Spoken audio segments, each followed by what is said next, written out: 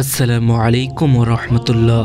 প্রিয় দর্শক, আজকের এই ভিডিওতে কোন কোন পশু দিয়ে কুরবানি করা যাবে, এক পশুতে কতজন কুরবানি করতে পারবেন, কুরবানির পশু কেমন হওয়া উচিত, ভিডিওটি অত্যন্ত গুরুত্বপূর্ণ।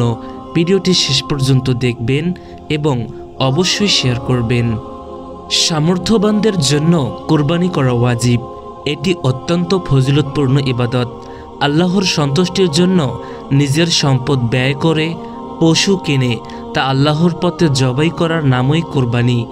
জিলহজ মাসের 10 থেকে 12 তারিখের মধ্যে কুরবানি করতে হয়। ইসলামী শরীয়তের পক্ষ থেকে কুরবানির পশু ও এর বৈশিষ্ট্য নির্ধারণ করা দেওয়া হয়েছে। কুরবানির পশু 6 ধরনের পশু দিয়ে কুরবানি করা যায়। উট, গরু, মহিষ, দুম্বা ও ভেড়া ও ছাগল। এর বাইরে অন্য কোনো পশু দিয়ে কুরবানি করার অনুমতি নেই। ছাগল, ভেড়া ও দুম্বার ক্ষেত্রে কুরবানি করার শর্ত হল বয়স কমপক্ষে 1 বছর পূর্ণ হতে হবে। অবশ্য 6 মাসের ভেড়া যদি মোটা তাজা হয় এবং দেখতে 1 বছর বয়সের মতো হয় তাহলে তা দিয়েই কুরবানি করা যাবে।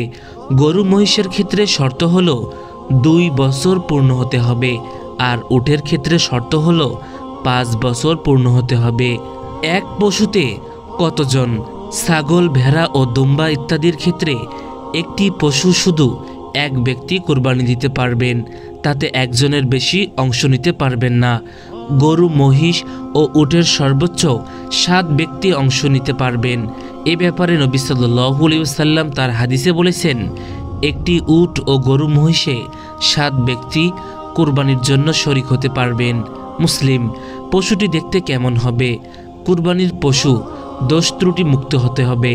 পশুর যেসব দুর্বলতার কারণে কোরবানি দেওয়া যাবে না তা হল অন্ধ, বধির, অত্যন্ত দুর্বল ও জীর্ণশীর্ণ, জবাইয়ের স্থান পর্যন্ত সে হেঁটে যেতে অক্ষম, লেজের বেশিরভাগ অংশ কাটা, জন্মগতভাবে কান কাটা, কানের বেশিরভাগ কাটা, গোড়াসহ শিং উপড়ে যাওয়া, পাগল হওয়ার কারণে ঘাস পানি ঠিকমতো না খাওয়া, বেশিরভাগ দাঁত না থাকা, রোগের কারণে স্তনের দুধ শুকিয়ে যাওয়া, ছাগলের 2টি দুধের যে কোনো একটি দুধ কাটা হওয়া, গরু বা মহিষের 4টি দুধের যে কোনো 2টি দুধ কাটা হওয়া।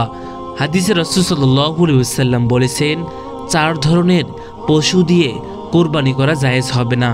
অন্ধ, যেটা স্পষ্ট অন্ধ, রোগাক্রান্ত, যার রোগ স্পষ্ট, পঙ্গু, যার পঙ্গুত্ব স্পষ্ট, এবং আহত, যার কোনো অঙ্গ ভেঙে গেছে।